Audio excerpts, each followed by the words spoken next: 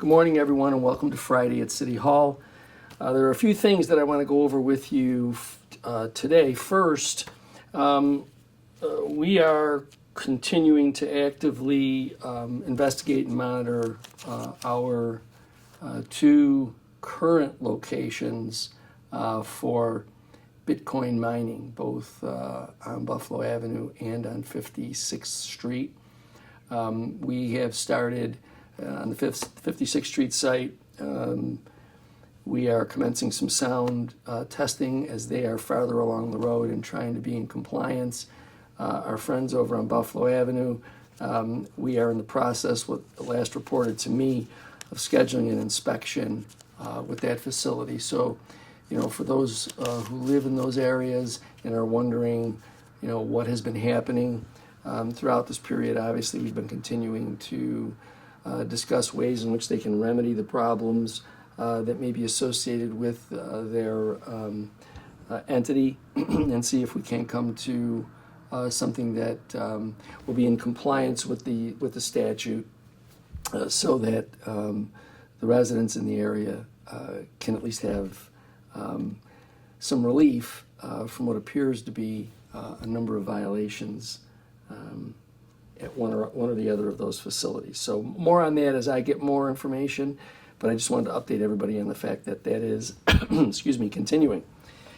Last week rather, I brought up information about movies being available at the main library auditorium. The next one up is in a few weeks, Tuesday, April 15th, 2:30 on Tuesday will be a movie for the whole family. Mufasa will be playing at 2:30, and I'll update you more on this as we get closer and closer to these dates. And then at 6:30, the movie Ghostbusters will be playing in the main library auditorium. So, it's fun for the family. These shows are at the library on these days, and I'll continue to remind you of them. So if you do have the time and you'd like to go, April 15th is the next date. Well, we all know that, one other thing. The street light conversion continues as the team continues to go through the city, going about converting the older street lights into the newer ones. Again, not only is it to provide a more uniform look to our street lights, but it also provides us with the ability to introduce technology as well as to save money and be more environmentally friendly. So that continues. We're a little over the halfway mark in terms of the conversion throughout the city. Some of the main roads will be left toward the end because obviously they've got to navigate around the high volume of traffic on those roads, but the team is out there. The one thing that I want to start reminding everyone is that since the city was required to acquire the streetlights, we will be contracting with a third party who will then be doing repairs. We haven't gotten into that discussion yet. We will be shortly to determine who will be the company that will do the repairs. You may recall that when National Grid, the utility provider, owned all of the street lights, you'd contact National Grid, give them a number on the pole, and then they would eventually get out there to repair it. That process will now be a part of this third-party contractor for the city. So, we could tell that spring is coming. I mean, the weather sometimes doesn't cooperate with us, but you could tell. Trees are starting to bud, and in your home gardens or around, you can start to see flowers starting to crop up. But the other thing that we also know that spring is in the air is that the Milstein Group, Niagara Falls Redevelopment, has proposed yet another fantastical idea about why their alleged project will be so helpful to everyone. I just want to remind everybody, they're again starting this springtime pitch to say what great neighbors and friends to the community they are. Let's look back on their history. 27 years they've owned these properties in the South End, 142 acres. And they've made a ton of promises.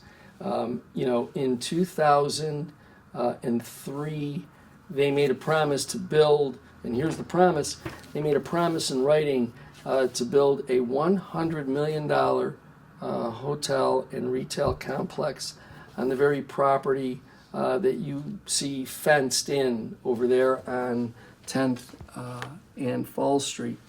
Then they made the fantastical proposal to build a 25-story hotel, resort hotel and spa at the Turtle site. And here's that fantastical proposal as well. And so now, today, again, it's springtime, and they now have this fantastic proposal of how much their alleged development is going to benefit the city and benefit everybody and benefit the school and benefit everybody and bring jobs and benefit everybody and just benefit. And so you ask yourself, okay, well, we had this that was going to be a big benefit for everybody and it never happened. Then we had this and it was going to be a big benefit and it never happened. And now we have this spectacular economic and fiscal materials that they issue out. And again, it just represents another ruse to pull the wool over the eyes of city residents. I think we're all a little bit tired of them, right? The fact is that over these last 27 or more years, they've done nothing but talk about fantastical projects that they never bother to do, about all this investment in our city, and they've invested nothing. We can't continue to allow them, because it's springtime, to come forward with some more incredible, actually they're non-credible evidence of some project that they claim is going to just make everybody's life better, when they've done that so many times, and then have never backed their words up with any action. The proposal that the city has made with regard to eminent domain and the taking of that property is a real proposal. I have shared with you what the event center and park can mean for the hospitality industry and the employment of those people who get laid off every late fall, and how that will help grow that industry into a year-round industry. The remarkable thing is that if we just take a look at the area 90 to 120 minutes away from Niagara Falls, there are well over 12 million people in that distance, most of which are in southern Ontario. And so if we give those residents a reason, even a quarter of them, a reason to come to Niagara Falls because there's a venue that provides for activity, excitement, entertainment, we're way farther ahead of the game than we would be otherwise. That's the reason why, I'm traveling to Albany to make sure that state leaders understand the impact, understand the return on their investment, because Niagara Falls does that. Whatever you can invest in this community, you get back tremendously. As I've said, for a small county of Niagara, we've crossed over the $1 billion threshold in tourist spending, and that's predominantly from the city of Niagara Falls. Our other venues and cities and towns in the county, they contribute. But the lion's share of that $1 billion in tourist spending happens right here.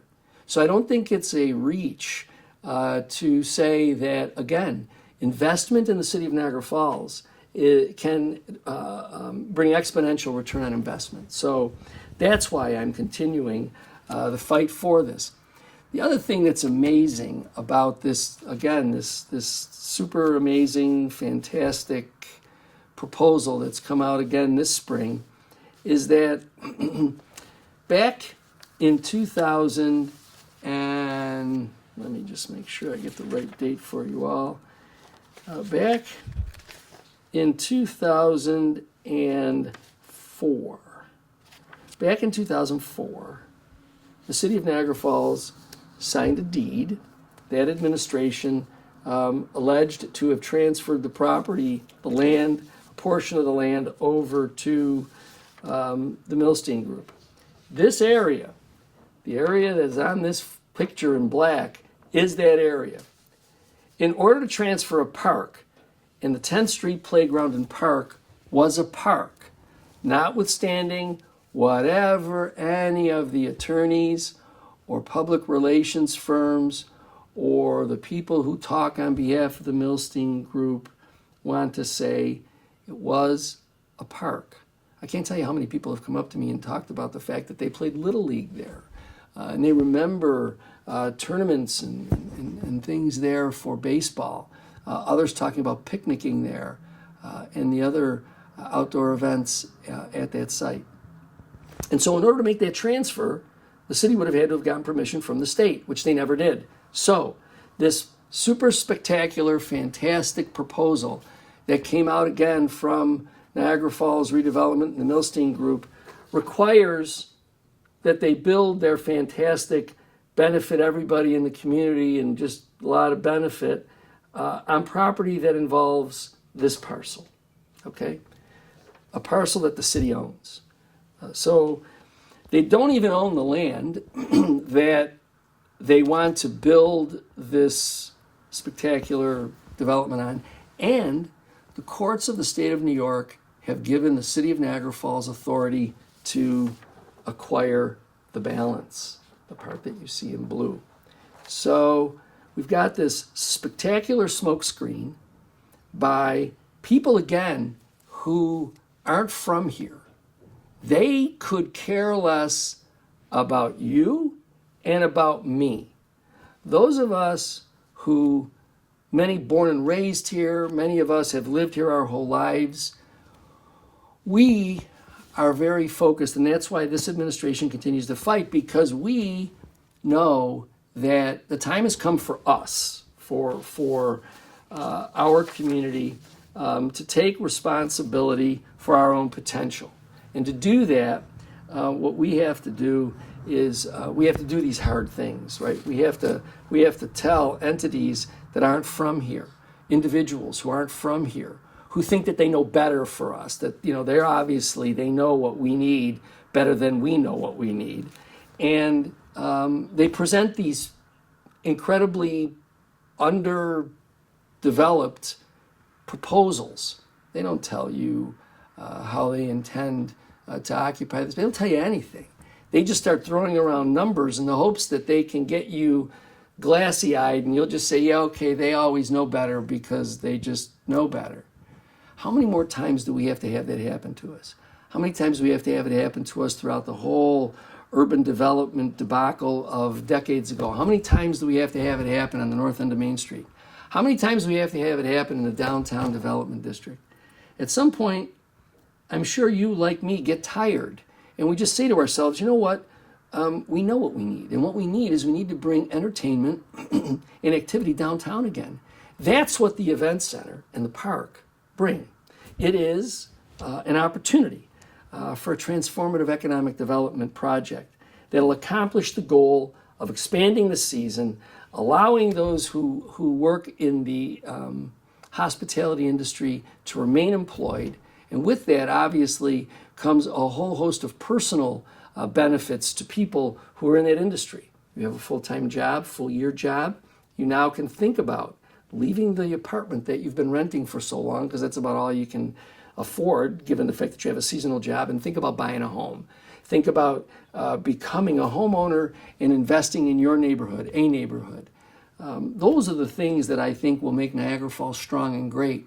Not these, again, fantastic, never happening projects that come out with glossy pictures and tremendous statistical suggestions. And it's kind of funny because they want to try and play, well, look, this can help the schools. And so you want to try and they try to develop this sympathetic sense of how great they are for the community. Well, let me just say this as far as how great they are for the community. Over the course of time that they've owned these properties, they have reduced their tax burden by nearly $2 million. That's city tax and then the commensurate county and school tax. So the city tax by close to $2 million, about $1.5 million. And with that, a reduction in tax across all those jurisdictions. So all of this fantastic, amazing, tremendous revenue generation and all of this transformational stuff that they talk about is nothing more than another smokescreen. So, as much as the Mother Nature and the weather is kind of letting us down now that spring is here, let's not let NFR do the same thing. Let's not get called again back into this dream world of where they think they're going to fool us into thinking that they really care and that they're really going to do something. We know how this game gets played. We've been down this road before. So let's just say no. Enough is enough. I say that to the business community who they try to bludgeon believing them. I say that to the trades unions who they try to bludgeon into agreeing with them. And I say it, please, to every one of you residents, don't let yourself be fooled. They're not going to do anything. They never do anything. They promise and spend an awful lot of money trying to continue to fool you, to gaslight everybody in this community. Don't let it happen again to you. Understand that this administration, and with the help of the council, providing their authorization to go forward with eminent domain, is prepared to take control of our future, at least with regard to this hospitality industry that we know is critical to Niagara Falls. Remember, it doesn't come easy to cross that $1 billion threshold for tourism spending. It comes from hard work. All of our friends down in the downtown district who do that, I celebrate all of them and the hard work that they do. And imagine they're doing it in a limited window. If we expand the calendar for them, if we create these indoor venues, imagine where we can go. That's what I'm saying to all of you. We know how to do it, and we've shown that we can do it. The event center and park is really just that element to sort of supersize what we're already doing and really bring the entire calendar year into focus for the experts down there who are currently doing the hard work of protecting that hospitality industry, making it successful. So we're going to lean in and help them. And with your help, I'm going to ask you, ignore the noise. That's all that NFR does is the Milstein Group, they bring us noise. It's a beautiful picture, by the way, right? Like they wanted to build this thing. I guess it kind of looks like a ship. It never happened. The turtle is still there, and quite frankly, it's deteriorating. I feel bad. I feel bad for the architect and the people who designed it. This group's just letting it deteriorate and wither. And then of course, there's the $100 million hotel and retail center, and there's a fence there now. So don't be lulled into that. You're smarter than that.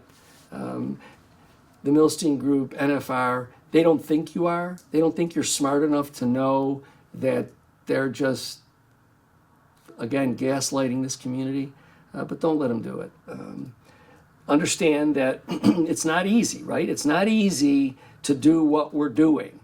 And good things often aren't easy to accomplish. But we stay the course. We know that we will be successful. As I indicated to you a few weeks back, my return from Albany was very, very uplifting. I think that it was hopeful.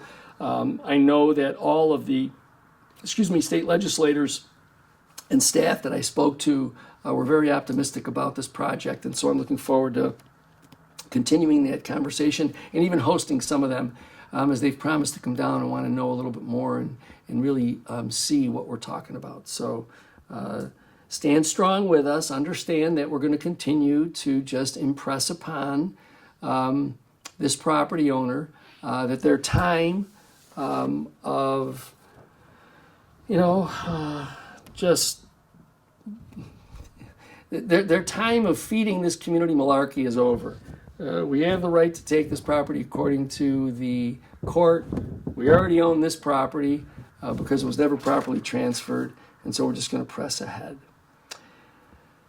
This weekend is expected to be a little bit of a change kind of weekend in terms of the weather. So, it might be a little bit wet. We're going to see the temperature start to climb a little bit. Like you, I can't wait for it to dry out and be sunny a little bit more. But if you're out there, please remember, and I know I touch on this each week now, the roads are challenging. And they're challenging because we've had while it was compacted, it was a pretty fierce winter in terms of temperature changes, right? And so our crews are out there, and I give them credit. They're out there trying to make as smooth a road for you as possible. Now, they probably haven't yet gotten to that one pothole that you hate worse than anything, but it's on their radar screen, and they are going to get there. The good news is we've heard that the asphalt plant may be opening early. Why is that good news? Because as I've indicated to you, right now they're putting a cold patching surface in there, which is a Band-Aid. If the asphalt plant opens, they can get hot material. Hot material is more permanent. Hot material makes the fix better. So please be patient, be careful, watch your speed, be mindful of the road. You're aware of it, so just be careful on how you operate there. Be safe throughout this weekend, and I look forward to talking to you again next week.